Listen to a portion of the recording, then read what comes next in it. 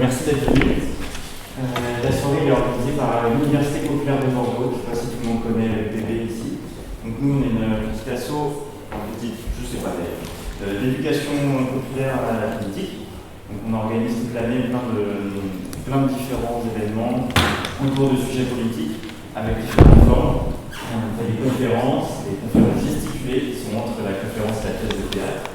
On fait des arpentages, des lectures collectives, et plein d'autres formats, des ateliers de débat, des journées dédiées à l'école, on mange ensemble.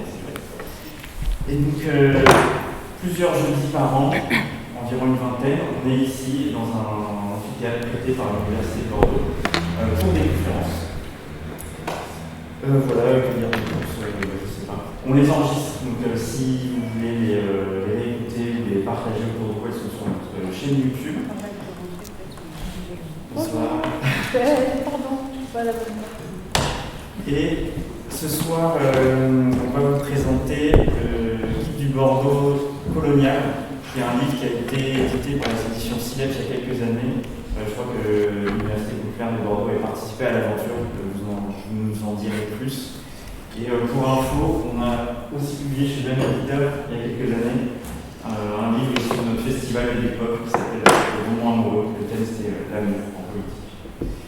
Chez Ben Éditeur. Je crois que vous vendez le livre ce soir. Voilà, vous pouvez le demander. Et sinon, tant que je suis dans le moment promo, on sera ici la semaine prochaine, même lieu, même heure, pour une conférence sur Bernard Arnault qui a organisé ça. Je sais plus. Non, c'est pas la semaine prochaine, c'est pas 15 jours. Le 8 février. Le 8 février, c'est sur les femmes du Levant, c'est l'histoire de la lutte des femmes dans le milieu arabe. Merci. Avec un dénotaire. Merci. Et bien voilà. Je vous passe la parole. Bonjour à toutes, bonjour à tous. Donc, le point de départ, c'est 2018 quand même. C'est l'édition du guide du Paris colonial, une idée d'amis de Paris qui se sont dit qu'il fallait faire un guide reprenant toutes les personnes honorées comme coloniaux par des noms donnés aux rues de Paris et autres. Et à partir de là, nous avons eu l'idée dès 2018, de nous mettre au travail pour faire un guide du Bordeaux colonial. Alors, pour cette réunion d'aujourd'hui, je vous propose le schéma suivant. Dans un premier temps, notre historienne, Sandra, nous présentera un peu la logique de notre travail sur la mémoire. Ensuite, nous pourrons passer la parole à un avatar du guide, à savoir l'émission Le guide du Bordeaux colonial, émission décoloniale sur la Clé des ondes, hebdomadaire le mercredi à 13h. Après, on mettra à la question un type qui est là, Bertrand, qui a été choisi par nous et par la mairie, puisqu'il participe à la commission municipale sur le nom des rues. Je ne sais pas si on va réussir à lui sortir les verres du nez sur le sujet, mais on verra. Et puis, je vous présenterai peut-être la collection des guides et les perspectives de cette collection, peut-être aussi pourquoi on fait ça, mais Sandra l'aura déjà largement évoqué. Ça suffit ? On peut passer au... Alors, merci Sandra. Merci André. Alors, bonjour à tous. Est-ce que vous préférez que j'ai un micro ou vous m'entendez bien quand je parle comme ça ? C'est bon ?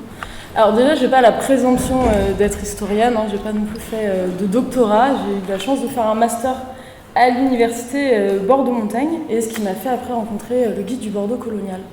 Ce que je vais essayer de définir pour cette introduction, c'est surtout la différence entre l'histoire et la mémoire, parce que c'est deux choses différentes, qui se mélangent, qui s'entrechoquent, et qui pour autant sont deux thématiques différentes. L'histoire, c'est la tentative d'avoir une approche scientifique du passé, donc de l'étudier, d'essayer d'être le plus rationnel possible. On ne peut pas être neutre ni rationnel quand on étudie les faits historiques. À l'inverse, la mémoire, c'est un fait que je dirais émotif du passé et qui là se rapproche de tous les groupes, et la mémoire surtout s'exerce dans l'espace public. Nous, notre travail, je pense pas, n'est pas un travail historien, mais je pense que c'est plus un travail de mémoire. On a essayé en fait d'éclairer finalement les noms de rues pour montrer qui sont les personnes qu'on avait décidé de valoriser dans l'espace public de Bordeaux, parce que on peut se poser la question de savoir si Bordeaux est une capitale coloniale. C'est pas moi qui le dis, c'est Édouard Faure, donc peut-être qu'on le représentera après, qui en 1919 dit cette citation: « Bordeaux est prêt à renouveler le magnifique effort qui, sous le règne de Louis XVI, nous valut une splendeur sans pareille. Les Bonafé, les Bagueries, les Journaux Aubert, les Narac vont revivre. Ils vont reprendre ces routes de l'Atlantique que sillonnaient leurs navires, plus près de nous et plus riches encore. Ils trouveront de nouvelles Saint-Domingue et Bordeaux redeviendra ce qu'elle est par nature, la capitale coloniale de la plus grande France. » Donc les Bordelais s'assumaient en étant une capitale coloniale. Avant, il faudrait peut-être essayer de définir le colonialisme aussi. C'est des mots qu'on entend beaucoup et que finalement on ne sait pas réellement ce que ça veut dire.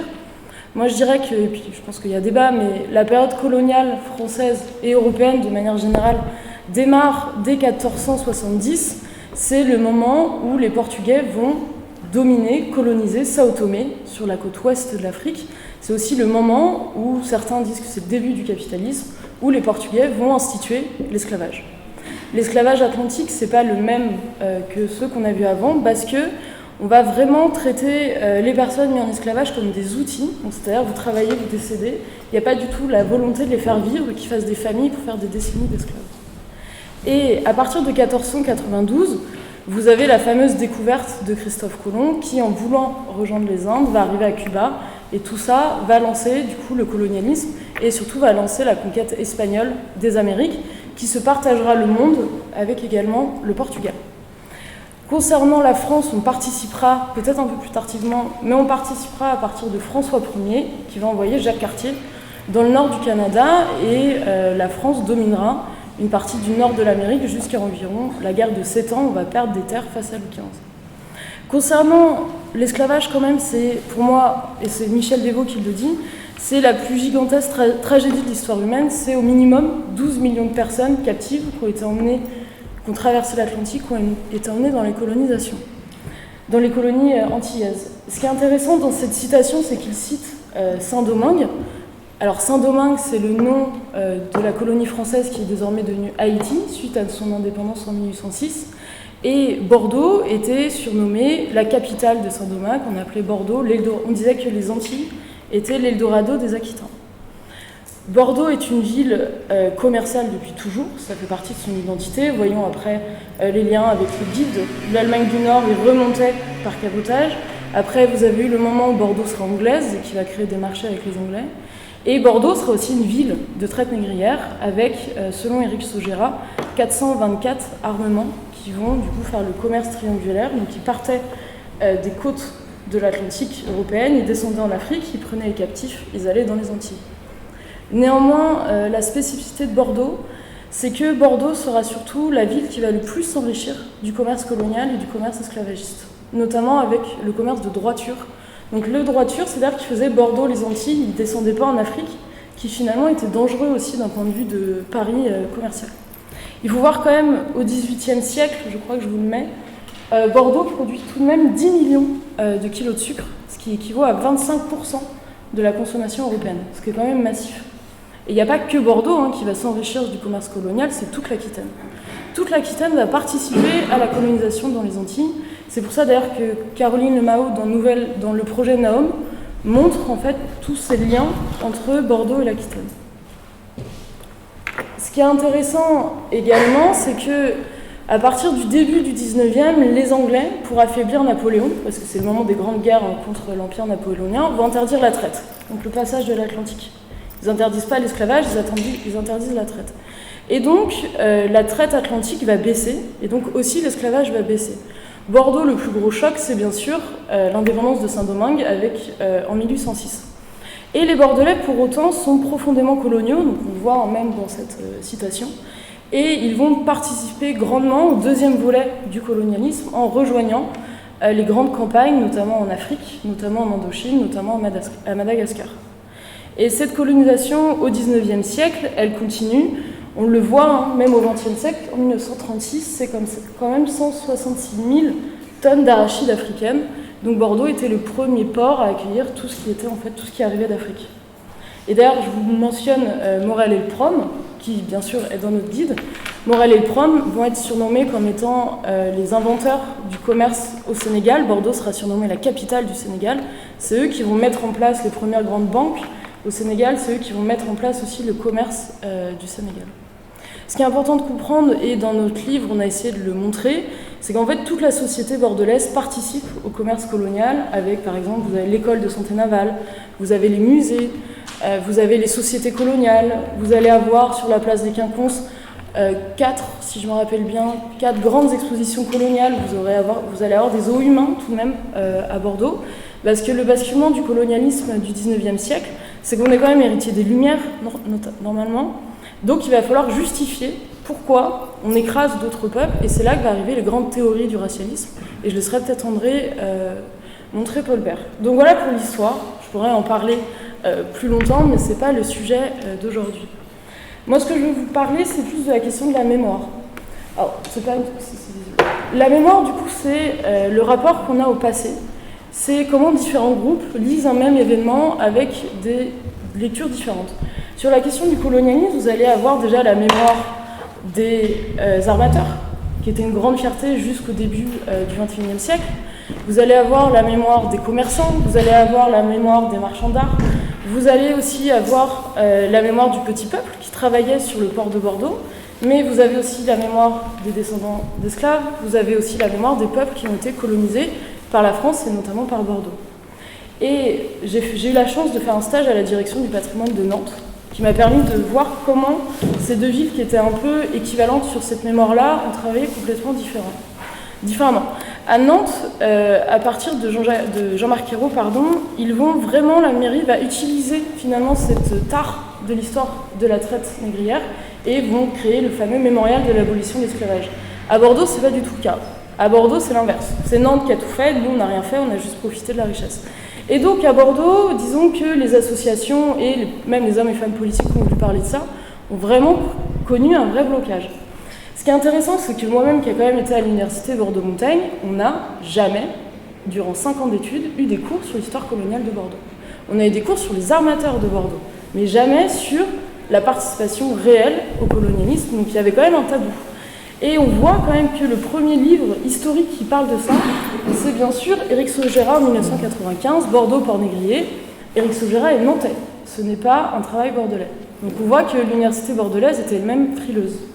En 1998, vous avez à Paris, et c'est organisé par Jacques Chirac, la mémoire de 98.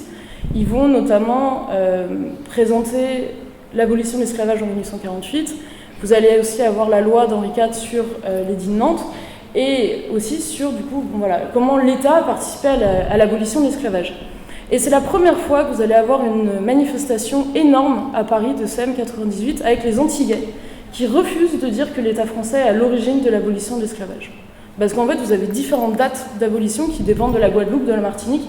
C'est les personnes mises en esclavage eux-mêmes qui ont trouvé leur propre indépendance.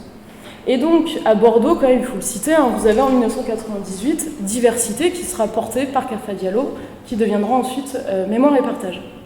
Le musée d'Aquitaine va proposer une exposition sur les Antilles, qui fera d'ailleurs des remous dans la presse, de parler de Bordeaux comme ayant participé à l'esclavage. Néanmoins, c'est au moment où Alain Juppé, du coup, doit partir de France suite à des petites affaires et qui va au Canada, que vous allez avoir son remplaçant, que j'ai oublié le nom, qui va mettre en place en 2005, Hugues Martin, merci, qui va mettre en place en 2005 une commission sur la mémoire de l'esclavage portée par Denis Tignac, qui permettra de mettre en place une plaque. Et ensuite, à Bordeaux, on va voir ce qu'on appelle une dissémination de lieux de mémoire dans l'espace public. C'est-à-dire qu'à Nantes, vous avez ce gros monument qui est le monument de l'abolition de la mémoire de l'esclavage, qui aujourd'hui d'ailleurs est très critiqué, hein, parce qu'on parle que de l'abolition de la mémoire de l'esclavage. On ne parle pas en fait de tout ce que Nantes a pu faire avant. Que même à Nantes, cette ville même, il y a des gros débats là-dessus. Ils essayent justement la mairie de repousser un petit peu cette question. Et donc à Bordeaux, on va voir en fait qu'ils vont disséminer des petits lieux de mémoire un petit peu partout, des petites plaques. Alors la plaque commémorative, il y en a une aussi par là. Elle est comme ça. Le plus parlant, c'est la statue de Modeste Testas. Je ne sais pas si vous voyez où elle est, en face de la Bourse Maritime. Donc Modeste Testas, c'est une femme qui a réellement existé. C'était une haïtienne, prise en esclavage par des familles bordelaises, et dont ses enfants participeront à l'indépendance d'Haïti, seront dans les premiers hommes et femmes politiques d'Haïti. Et Modeste Testas, c'est le gros symbole de Bordeaux. On a aussi bien sûr le buste Toussaint Louverture en face de Darwin. Néanmoins, le buste Toussaint Louverture a été offert par Haïti, c'est Haïti qui l'a offert à Bordeaux pour que Bordeaux n'oublie pas les origines de sa richesse. Et vous avez bien sûr, alors tout a bougé, la statue Strange Fruit, elle est par là, elle est dans les jardins de la mairie. Le musée d'Aquitaine qui est par là normalement et qui a quand même des salles qui sont intéressantes sur ça. Et le jardin de la mémoire. Mais ce qui est intéressant à Bordeaux, c'est que tous les quartiers sont emblématiques de l'histoire coloniale. J'avais été mandatée par Astéris qui avait fait une production d'artistes sur l'histoire coloniale et qui m'avait demandé de faire des visites du quartier Bacalan. Le quartier Bacalan, c'est, vous savez où il y a Bassin à Flot, la Cité du Vin.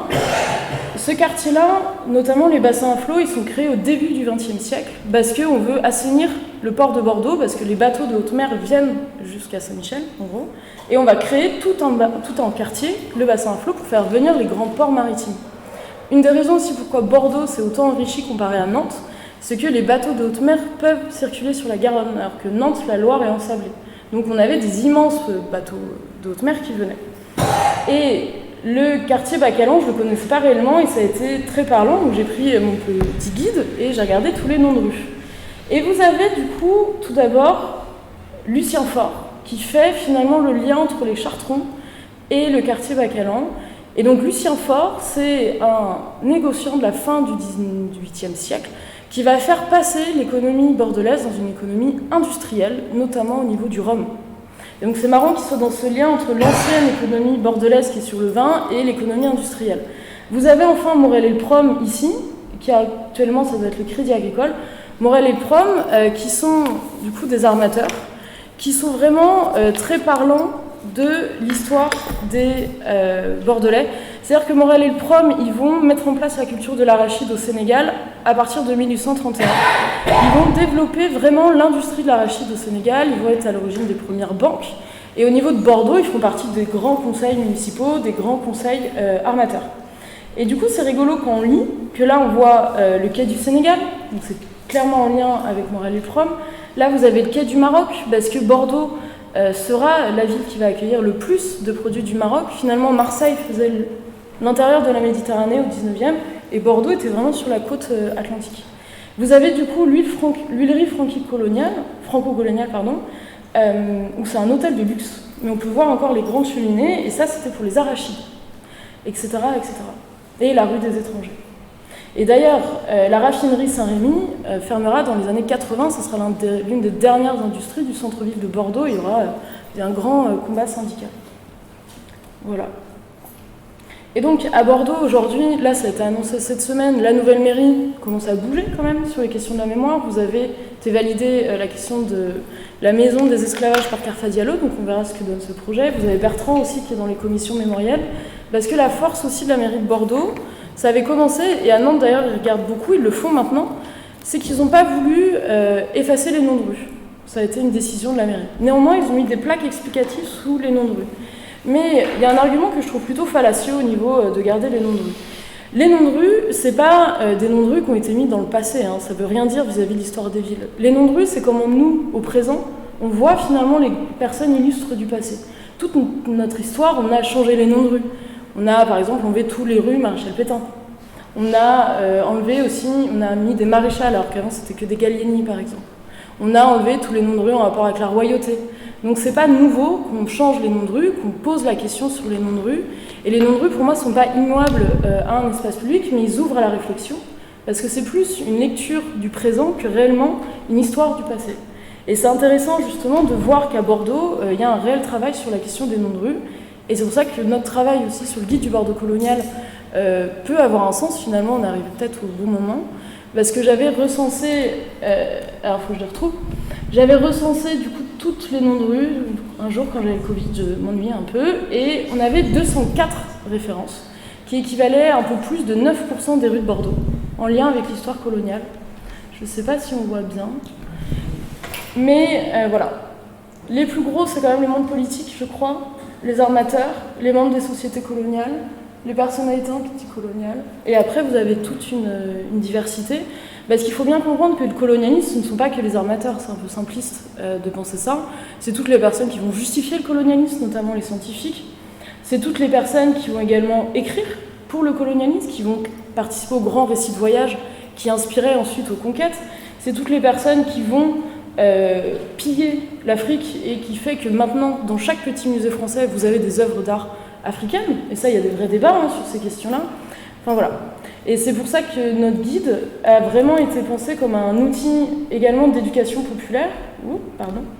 C'est-à-dire qu'à chaque fois, vous allez avoir des petites biographies qui sont accessibles pour tous, pour que chacun aussi puisse comprendre finalement qui sont ces personnes. Elles ont été honorées pour Bordeaux, parce qu'elles ont participé à des choses positives, même pour la ville de Bordeaux, mais elles ont été honorées également parce qu'elles participaient au commerce colonial. Et je peux laisser André prendre la parole. Merci.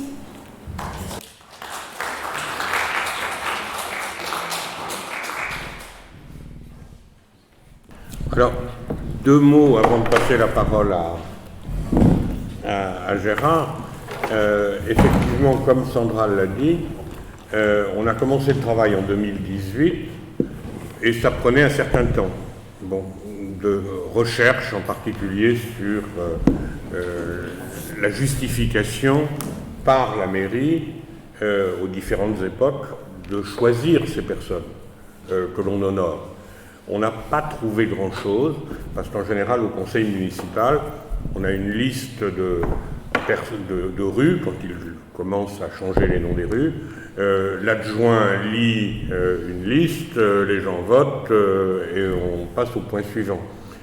Quand on va à la commission municipale, on en reparlera, souvent, dans les comptes rendus que nous avons trouvés aux archives départementales, et aux archives de la métropole, pardon, on ne trouve pas de justification. On trouve des listes avec oui, non, on accepte, on n'accepte pas, mais on n'a pas les justifications.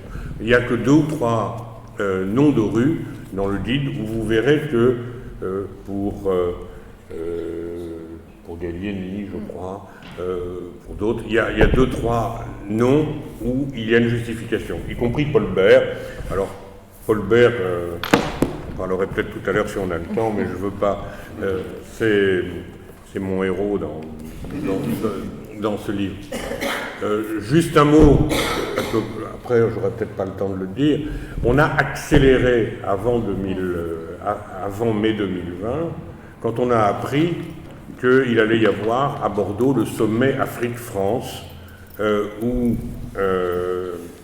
donc étaient convoqués 54 chefs d'État et de gouvernement qui devaient venir. Donc on est en 2020, c'est Hollande, je ne me trompe pas. Macron. Macron. C'était Macron qui devait... C'était déjà Macron. Eh oui. Eh oui. Et c'était 54 chefs d'État qui devaient... pardon, excusez-moi, j'ai un trou de mémoire. C'est un deal Macron-Juppé. Voilà. Qui donc avait décidé de convoquer ces 54 chefs d'État pour un sommet Afrique-France où il attendait 20 000 personnes et plein de choses qui devaient avoir lieu. Nous, on a accéléré parce qu'on s'est dit que ce n'était pas possible que ces 54 chefs d'État et de gouvernement viennent à Bordeaux sans avoir un guide pour visiter la ville. Donc on a accéléré la rédaction, mais on voulait quand même une couverture et on a réussi à joindre le dessinateur Tardy, que beaucoup connaissent ici, qui était très content parce qu'on s'est adressé à lui parce qu'il faisait les affiches des semaines anticoloniales à Paris. Et donc on voulait une affiche, une couverture de lui. Il était enthousiaste à cette idée et il nous a simplement dit qu'il ne connaissait pas Bordeaux. Et donc il nous a demandé des renseignements et on lui a envoyé une dizaine de photos du pont de Pierre, de la place des Quinconces, des colonnes rostrales, de la Cité du Vin, etc. Il n'a gardé que la bouteille. Mais finalement, on pense que c'est pas mal. Et on pense que ce dessin de Tardy a contribué au succès de notre livre, qui n'est pas sorti au moment du sommet, puisque le sommet a été annulé pour cause du Covid, et qu'il a été déplacé sur Montpellier l'année suivante, puisque la mairie avait changé ici.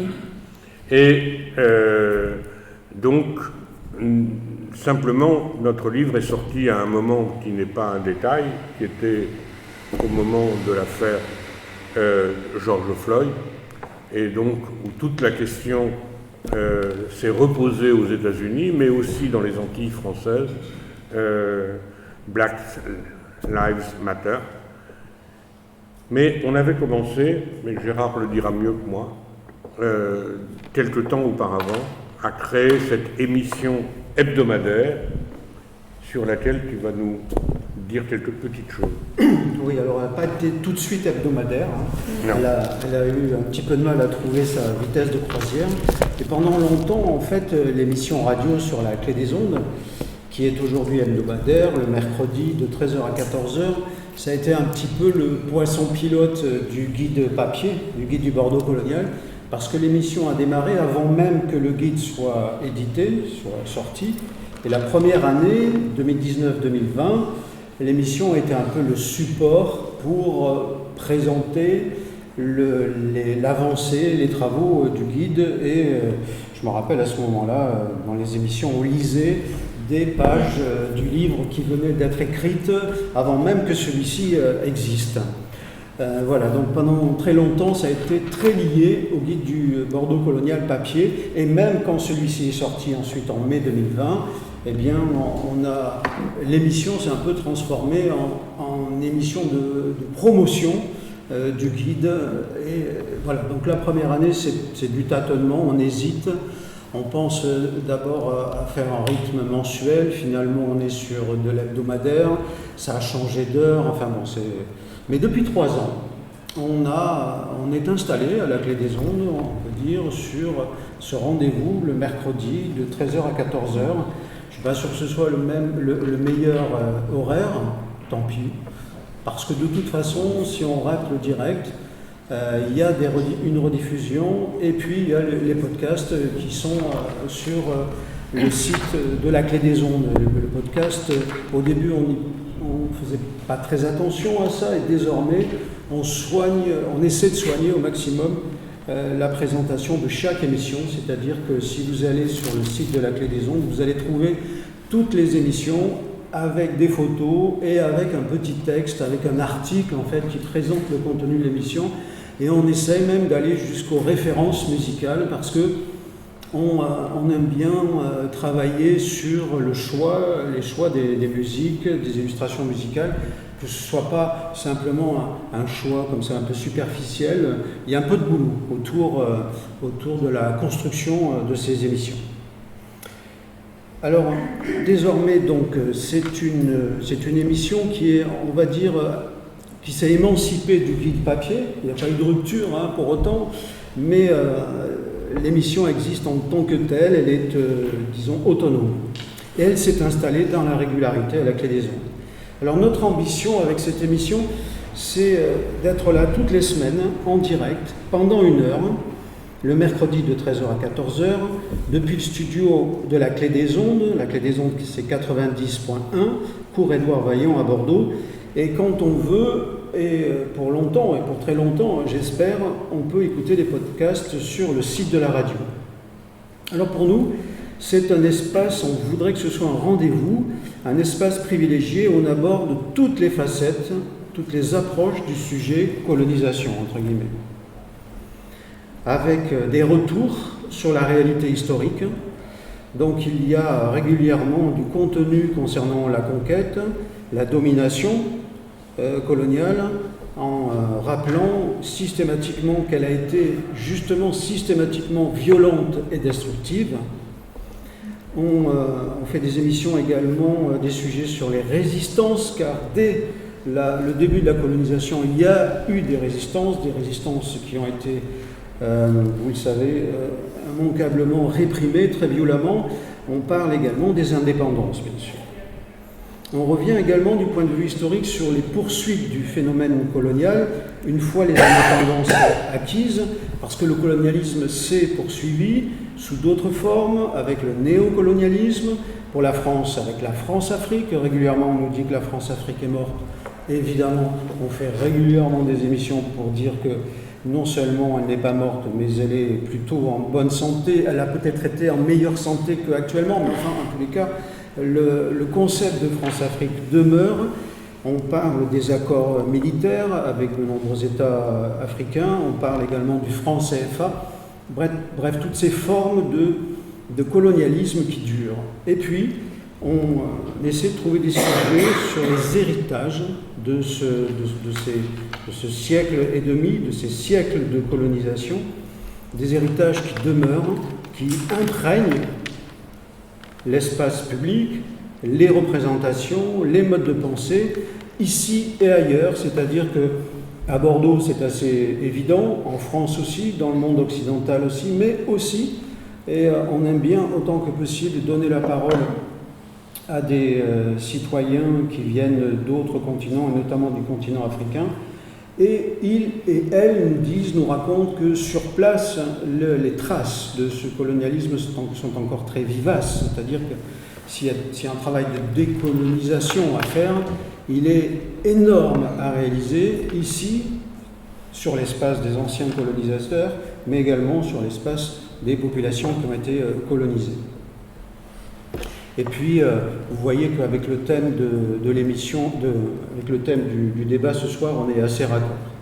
Alors pour nous, la radio, je crois que c'est un beau média pour réaliser ces ambitions, qui sont des ambitions modestes, mais qui sont des ambitions militantes, mais on travaille lentement, mais sûrement, et on espère vraiment s'inscrire dans la durée.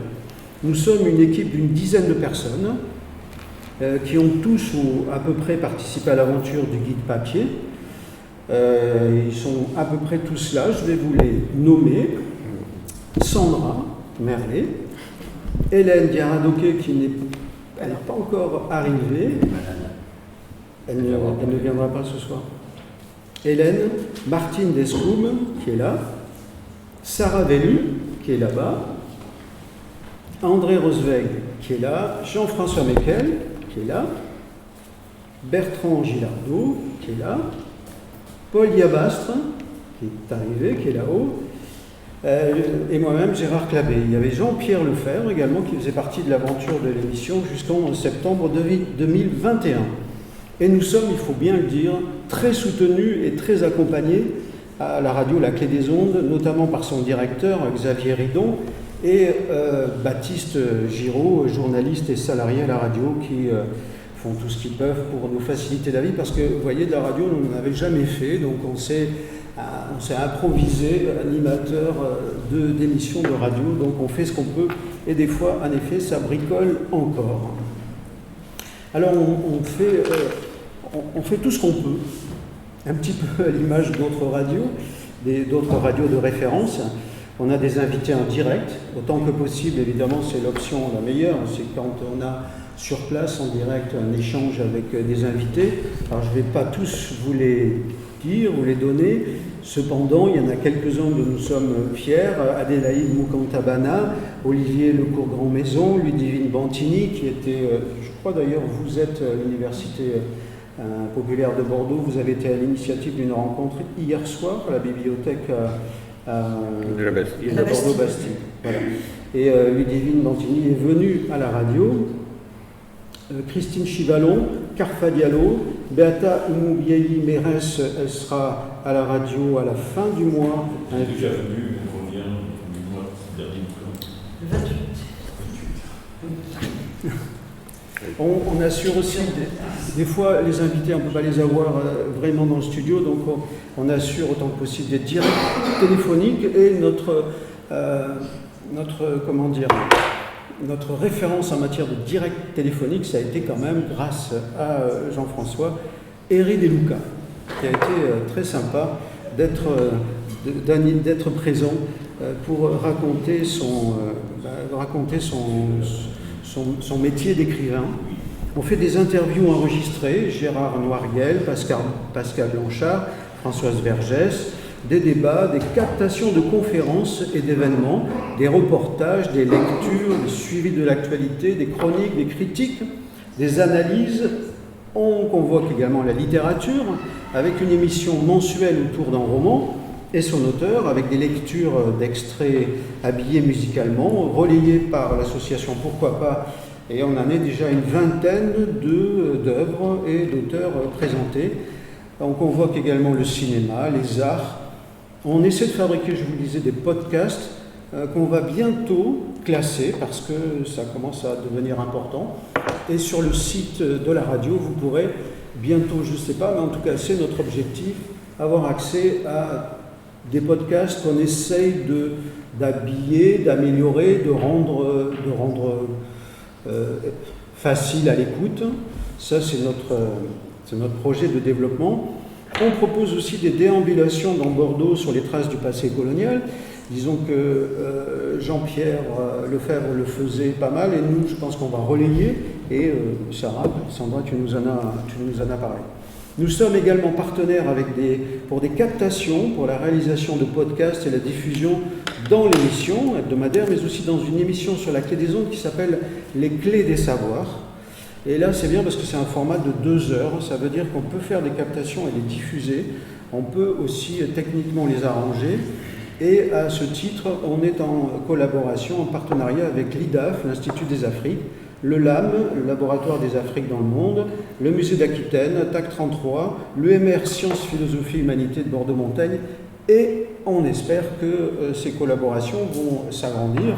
D'ailleurs, je faisais la proposition à l'Université populaire de Bordeaux, si vous souhaitez, nous on peut venir faire des captations, on peut ensuite faire des podcasts qui peuvent être diffusés, mais en fait, vous avez votre propre équipement et en plus, vous avez un moyen de le diffuser. Donc peut-être que vous ne serez pas intéressé. Voilà. Mais par contre, s'il y a des gens intéressés dans la salle, soit pour rejoindre l'équipe directement, c'est-à-dire si vous voulez rejoindre l'équipe de l'émission hebdomadaire, il n'y a pas de souci, c'est vraiment ouvert. Et si vous êtes une association, une organisation, et si vous aimeriez qu'à l'occasion d'un événement que vous organisez, il y ait un enregistrement, une captation, sachez que nous sommes dispo pour le faire. Plutôt évidemment sur le thème de la colonisation ou le thème de la colonialité, puisque c'est, je pense, le terme qu'il vaut mieux utiliser aujourd'hui, c'est-à-dire tout ce qui reste autour de nous, dans nos têtes, qui est encore marqué par cet héritage. Merci.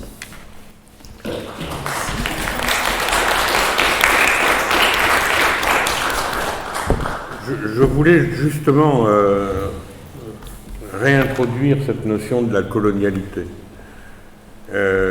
Certains le savent, je suis aussi quelqu'un qui suit ce qui peut se passer en Palestine-Israël.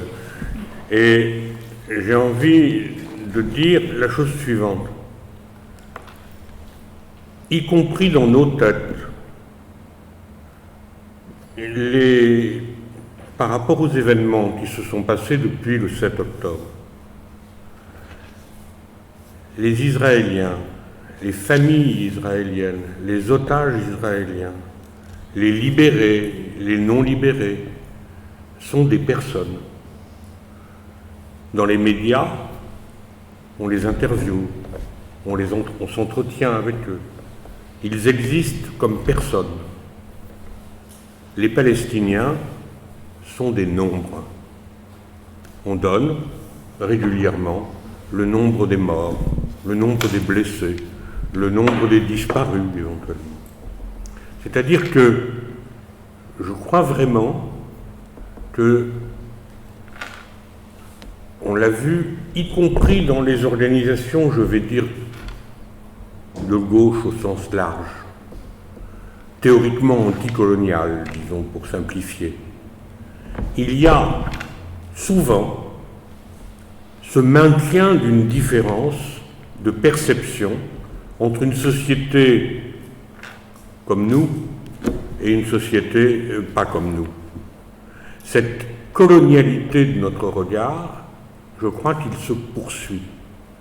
Et un des objectifs de notre travail, c'est d'essayer de décentrer ce regard. C'est d'essayer de casser cette colonialité de notre regard sur le monde, parce que, effectivement, notre espace public est saturé de références coloniales. Cette saturation, nous l'avons prise par un petit bout, celui du nom des rues, mais qui est significatif, y compris quand certains ne veulent pas les changer. On a d'autres aspects, bien sûr, dans la colonialité de notre regard. Il faudrait voir comment on perçoit la ville, comment on perçoit les paysages, comment on perçoit l'histoire. Bon, il faut se rendre compte quand même qu'on a pu avoir un président de la République allant dire à Dakar que les Africains n'étaient pas rentrés dans l'histoire. Vous vous rendez compte? À l'époque où on est, on peut encore avoir ce genre de personnage. Heureusement, il y a eu un très beau livre, d'ailleurs, de réponse de toute une série de spécialistes africains qui ont montré le ridicule de cette affirmation. Mais je crois qu'on a ce problème d'un regard et d'un espace. Et c'est pour ça que nous allons mettre maintenant Bertrand à la question, que je peux dire, et qui va nous expliquer qu'est-ce qui se passe à la mairie de Bordeaux à ce sujet.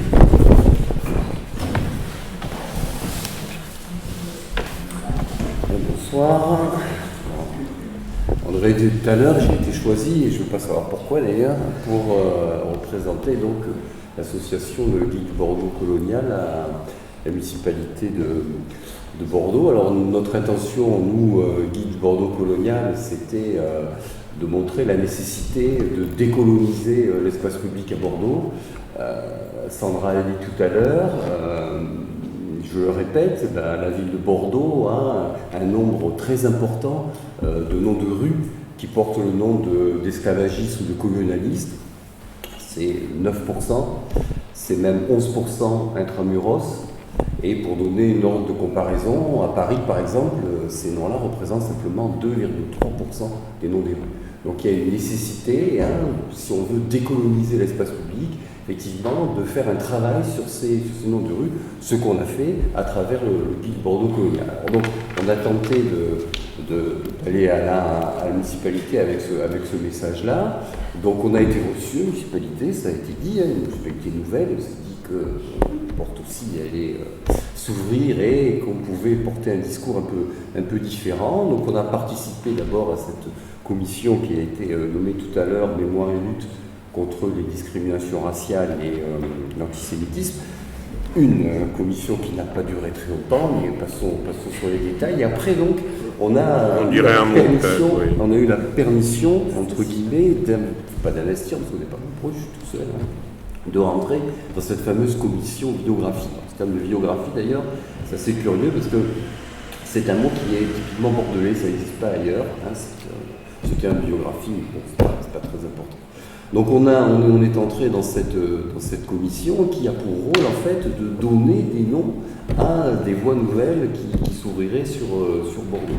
Nous, notre intention, c'était plutôt d'essayer de renommer un certain nombre de noms de rues, compte tenu de ce que j'ai dit tout à l'heure, vu le nombre important.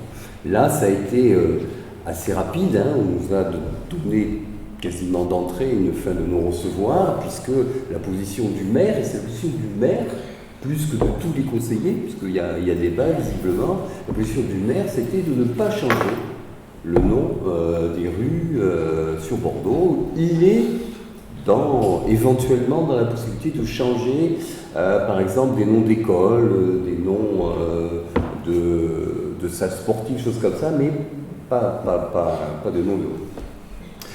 D'autre part, dans cette commission vidéographie, très vite on nous a dit que ce n'était pas la peine qu'on vienne et que, en plus, les gens qui étaient là, c'était les mêmes personnes que la municipalité précédente, parce qu'ils considéraient à la municipalité urmique qu'il ne fallait pas tout chambouler et qu'il fallait rester dans une certaine continuité.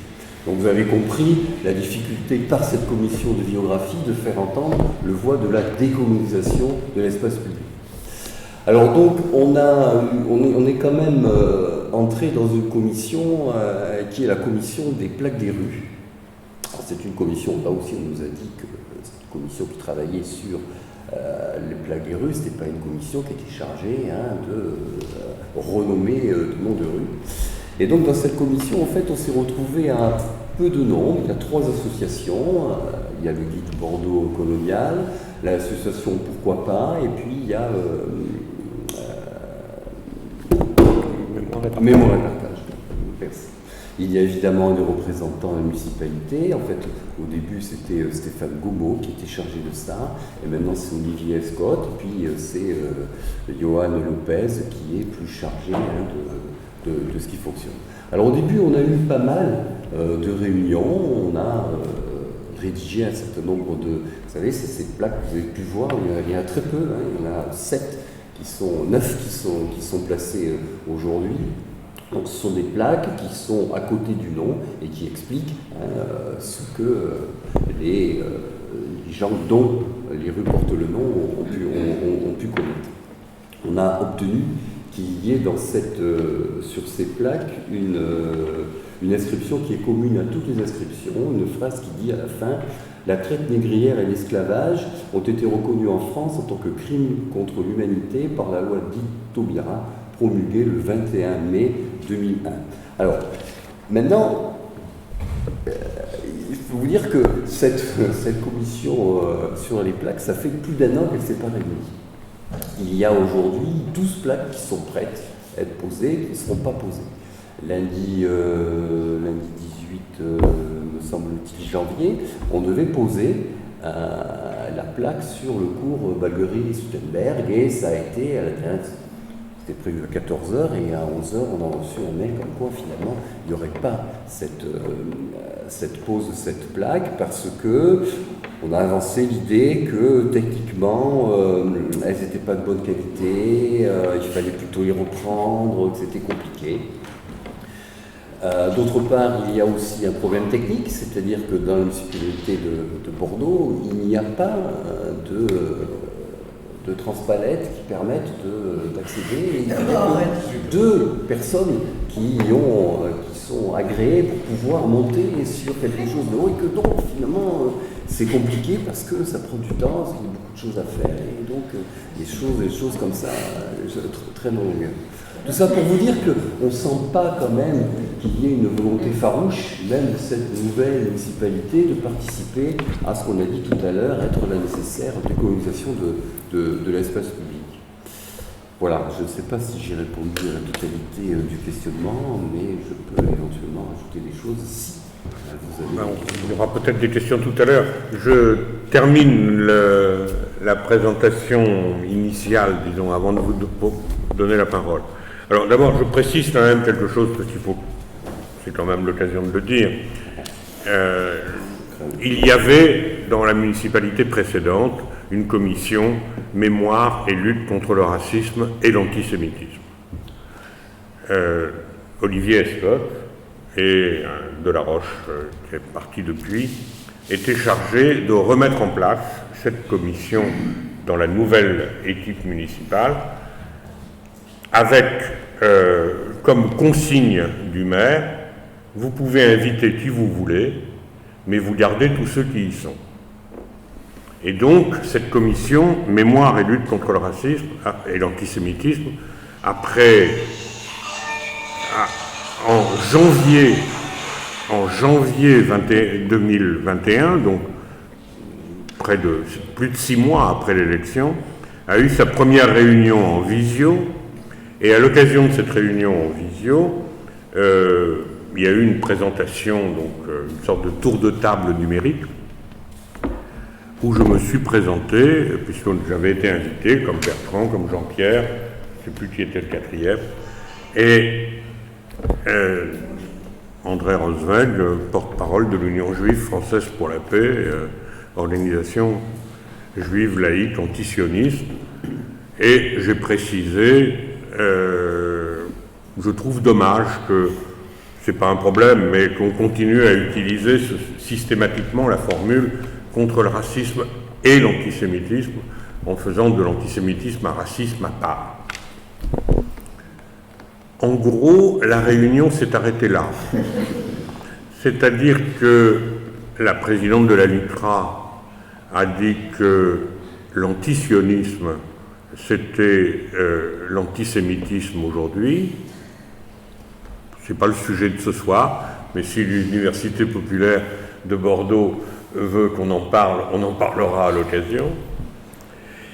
Et le représentant du consistoire, parce qu'il faut le dire, dans cette commission, vous vous rendez bien compte de ce qu'est le racisme à Bordeaux. Donc le racisme à Bordeaux suppose que dans la commission, il y ait la LICRA, le CRIF, le Conseil représentatif des institutions juives de France, donc le consistoire, l'Union des étudiants juifs de France, la militante de la LICRA qui s'occupe de Jean Moulin à ce sujet, et quelques autres.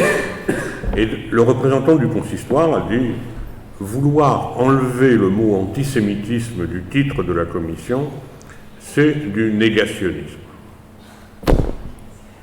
Le lendemain matin, la LICRA a fait un communiqué pour dire que c'était insupportable, que la mairie invite un antisioniste. L'équipe de droite de Florian a expliqué que c'était bien la preuve de l'incompétence de cette municipalité que d'inviter n'importe qui à la commission. Monsieur Urmic a réagi en disant qu'il y avait eu, lors de la réunion de la commission, une intervention provocatrice, la mienne, et qui avait donné lieu à des instrumentalisations politiciennes, celles que j'ai citées, et qu'en conséquence, il suspendait l'activité de la commission pour que ces responsables établissent une charte de bonne conduite. Quand on a eu le texte de la charte 6 semaines après, il n'y avait rien dedans, parce qu'on ne voit pas très bien ce que peut être une charte comme ça. Jean-Pierre, je dois le dire, il y avait quand même une phrase bizarre qui était de dire que la commission n'aborderait que les questions bordelaises à l'exclusion des questions nationales et internationales pour lutter contre le racisme. Et Jean-Pierre avait réagi en disant si on ne peut pas parler de Mandela, moi je ne viens pas. Et moi j'avais dit il n'y a rien dans votre texte, donc je peux le signer puisqu'il n'y a rien, mais je ne vois pas à quoi il va servir. Mais la LICRA a réagi de façon plus cohérente en disant que charte ou pas charte, s'il y avait le JFP, il n'y aurait pas la LICRA. Et donc, le maire, M. Urmic, a pris une position ferme et définitive, puisque tout le monde ne veut pas s'asseoir à la même table, il n'y aura pas de commission. Et donc, il n'y a pas de commission mémoire et lutte contre le racisme et l'antisémitisme à Bordeaux. Il y a une commission biographie, mais comme vous avez pu le constater, même le nom de Thiers pose problème à la mairie. On a bataillé, pour Thiers. Même la bagarre que nous avons menée, même la pétition qui a été faite, n'a pas réussi à permettre que celui qui est un symbole assez génial, parce que Thiers, c'est aussi celui qui a nommé Bugeaud pour assurer la conquête de l'Algérie, et celui qui a été le fusilleur de la commune. C'était pas mal comme symbole pour la grande rue de Bordeaux. Eh bien, ce symbole est toujours présent. Ça nous donne quand même des perspectives de lutte symboliques, mais de lutte quand même. Ce qui est extraordinaire, c'est que cette question de la colonialité de l'espace public ne concerne pas que Paris et les ports négriers. Et on s'aperçoit que dans toutes les villes, ce travail est à faire. Alors, les éditions Sileps sont à notre disposition à partir du moment où, sur place, il y a une équipe. Ce qui est intéressant, c'est pas de faire un travail universitaire, c'est que les associations s'en emparent, c'est que les militants s'en emparent, c'est que la population puisse le faire. Et donc, au stade actuel, après le guide du Paris colonial, est sorti le guide du Bordeaux colonial. Un copain, ça a été un travail assez individuel, je dois le dire, à Soissons. Alors Soissons n'est pas un port négrier, mais Soissons honore le général Mangin, qui est celui qui a créé la Force Noire. Puis est sorti le guide du Marseille colonial, qui est, j'ai envie de dire, un peu l'équivalent du guide du Bordeaux colonial, deux grandes villes coloniales, un peu port négrier, mais c'est pas le principal, mais en tant que port colonial, l'équipe de Marseille a fait un travail que nous trouvons remarquable. Il y a un petit guide, un peu plus petit que le nôtre, du Rouen colonial. Rouen n'est pas un port négrier, mais Rouen est la bourgeoisie rouennaise est celle qui a financé Le Havre et Honfleur comme port négrier. Et par ailleurs, c'est un port, c'est une ville coloniale. Et puis le dernier de la série, c'est Périgueux, où, comme certains le savent ici, trône au milieu de la ville la statue du maréchal Bugeaud. Et il est pour le moment pas encore question de le déboulonner. La mairie a réussi, les copains ont réussi à convaincre la mairie qu'il fallait quand même faire quelque chose, parce que au pied des stalles de Bugeaud, il y a une série de gravés dans le marbre qui dit les beautés de la colonisation réalisée par Bugeaud. Là maintenant, de l'autre côté, il y a une plaque qui a été faite qui explique que ce type est une crapule et qu'il ne mérite pas d'être honoré. Donc, notre ami Olivier Lecourt-Grandmaison a participé à la rédaction de cette plaque, et donc on peut s'étonner. Il y a eu une initiative qu'on trouvera dans le livre pour ceux qui s'intéressent, où des artistes ont mis une corde au cou de la statue de Bugeaud en proposant aux gens avec une flèche, peut-être, mais elle n'est pas tombée. Pour vous montrer que ce n'est pas un objet fini, je terminerai en vous disant que je pense qu'avant la fin 2024 paraîtra le guide du Havre colonial. Une équipe est au travail là-dessus. En janvier, s'est réunie une équipe à Strasbourg.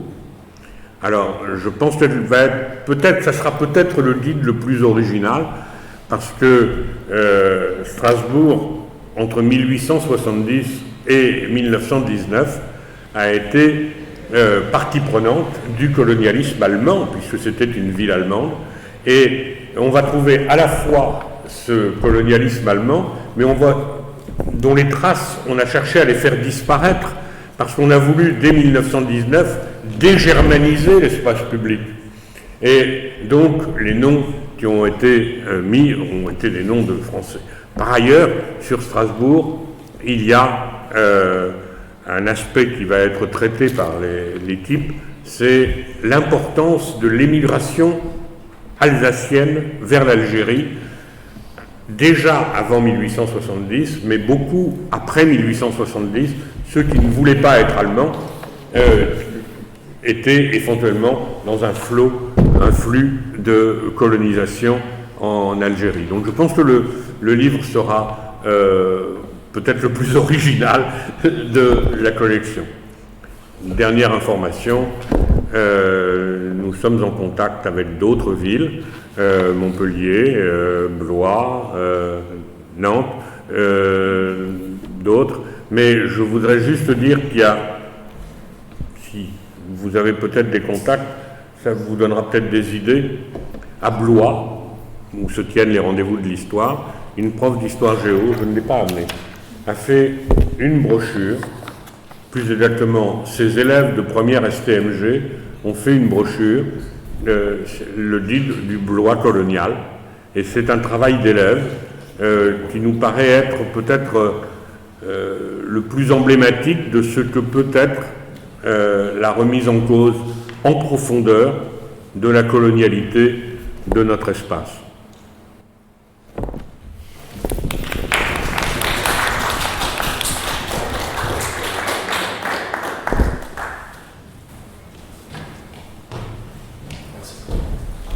Bon. Merci. Je ne sais pas si c'est à ça que vous vous attendiez, mais... Merci à vous. Pour les échanges, si vous avez des questions, des remarques, des critiques, des choses à dire, ça serait pas mal de parler dans le micro pour être sûr qu'on s'entend bien. Ici sur la biographie, dans ça peut être rapide comme réponse, mais Bertrand a dit qu'il y avait 7 ou 9 plaques qui ont été posées depuis le début de cette commission. Et est-ce que vous pouvez nous dire quels sont les 7 ou 9 en question et pourquoi ces 7 ou 9-là ont été acceptés? Pour les plaques qui ont déjà été posées, c'est la municipalité, parce que... C'est Fégère, Gradis, Marillac, Dess, Gramont, et par la nouvelle municipalité, c'est la plaque Colbert qui a été posée. La Colbert, qui a été dégradée 48 heures après. Voilà. Et puis Sèche. Voilà. Les autres, c'est aujourd'hui tout ce qu'on voit qui a été posé par rapport au travail de la commission plaque des rues. Sachant, comme je disais tout à l'heure, qu'il y en a il y en a 12 qui sont prêts à être posés. Et comme je disais tout à l'heure, je ne sais pas pour les raisons.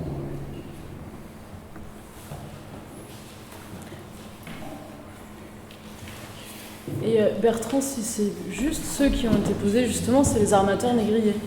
Oui, c'est ça. C'est les 5 premiers que j'ai nommés, ce sont des esclavagistes, pas des colonialistes. Hein, ce sont ceux qui ont été reconnus comme comme négriers. Et non pas, parce qu'on fait la différence entre les négriers et puis le commerce en voiture, où, comme son nom l'indique, droiture, on ne passe pas par l'Afrique, donc on ne prend pas, entre guillemets, des esclaves, et on fait comme ça. C'est ce qui a permis à Bordeaux de dire que Bordeaux était propre, entre guillemets, par rapport à Nantes, lui, il y a le port totalement négrier. Mais Sandra, tu vas m'aider peut-être sur... Oui. C'est plus de 500 expéditions négrières. 424 officiels. 424 officiels, voilà, expédition négrière, c'est Bordeaux, qui a été suite jusqu'à la fin du XVIIe siècle. Non, ce qui est intéressant du fait que Bordeaux finalement a porté que la mémoire négrière, c'est que ça sous-entend que l'histoire s'est finie à partir de l'abolition. Et ça enlève tout d'un coup toute la longitude qu'il y a sur l'histoire coloniale. Et ça a un peu été finalement le même mécanisme qu'à Nantes, c'est qu'on parle que de l'histoire de l'esclavage. Et les mairies ne reconnaissent pas toute l'oppression, tout ce qu'il y a eu derrière, avec le colonialisme, avec le travail forcé, alors que tout ça c'est une ligne qui se suit. Et d'ailleurs, je pense que André pourra en parler mieux que moi, mais Carfa Diallo avait listé des noms de rues en rapport avec justement cette histoire coloniale. La mairie avait envoyé un historien pour prouver que c'était pas l'armateur négrier, mais un descendant, mais une famille. Pour jusqu'au bout, la mairie de Bordeaux a voulu bloquer cette question-là. Pour que Nantes garde la tare, en fait, de l'histoire négrière. Mais c'est aussi parce que les municipalités du 19e qui ont nommé ces rues ont voulu délibérément honorer des familles. Bon. Alors après, ça a cette conséquence, c'est que par exemple, la rue Sège, le premier de la dynastie est un négrier, mais je ne sais plus si c'est le petit-fils ou le neveu, a été quelqu'un qui a été anti-esclavagiste. Et donc, l'argument municipal pour ne pas changer le nom de la rue, c'est de dire on ne peut pas enlever tout le monde alors qu'il y a eu des anticolonialistes dans la famille, etc. Bon, c'est un argument qui nous paraît faible, mais et qui, de toute façon, n'empêche pas la perspective de mettre des explications.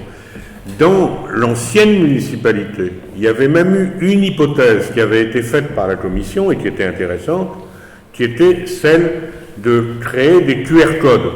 Alors, je ne suis pas un spécialiste des QR codes, mais c'était l'idée que pour pouvoir expliquer, et pas seulement en 5 lignes, qui était tel ou tel, on pourrait imaginer, mais pas seulement pour les coloniaux d'ailleurs, pour tout le monde, on pourrait proposer que quand il y a un nom de rue, eh bien, en flashant sur le QR code, on ait l'histoire de la personne. C'est une idée qui pourrait être intéressante, mais elle ne s'est pas véritablement réalisée. J'ajoute que il y a vraiment je ne sais pas comment dire, bon, disons qu'il y a un problème, qui est que les personnages que l'on honore, on nous reproche éventuellement de vouloir effacer l'histoire. Nous n'avons pas à aucun moment proposé d'enlever tous les noms, de changer tous les noms. Mais il nous paraissait important qu'il y ait des actes symboliques forts qui puissent montrer qu'on est conscient qu'il y a un problème que de nommer ainsi les rues. Et c'est pour ça que garder comme rue principale de Bordeaux, une des rues principales de Bordeaux, la rue Thiers, n'est pas anodin. C'est pas quelque chose. D'autant que, à l'heure où nous parlons, nous avons encore une école Thiers. Son nom n'a pas encore été changé. J'ai amusé l'équipe un certain temps parce que j'étais obsédé par le personnage de Paul Bert. Paul Bert, il n'y a pas de département où il n'y a pas une école Paul Bert. Parce que Paul Bert, copain de Jules Ferry, a été un des ministres de l'instruction publique qui a été à l'initiative de beaucoup de créations d'écoles au début de la Troisième République. Mais Paul Bert était un prof de sciences à Bordeaux qui a été un théoricien du racisme. Alors, ce n'était pas sa spécialité.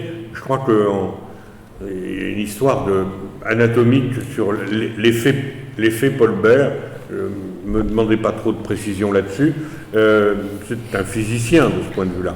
Mais Paul Bert a développé un racisme scientifique typique de la période de la fin du XIXe siècle. Il a été député et il a défendu la colonisation. Donc, comme il a provoqué la création de, je crois, à Arcachon, d'un musée d'histoire naturelle à partir des colonies. Il a, donc, en tant que scientifique, en tant que politique, et il a même terminé en tant qu'administrateur, puisque après avoir été ministre et député, il a été nommé administrateur du Tonkin.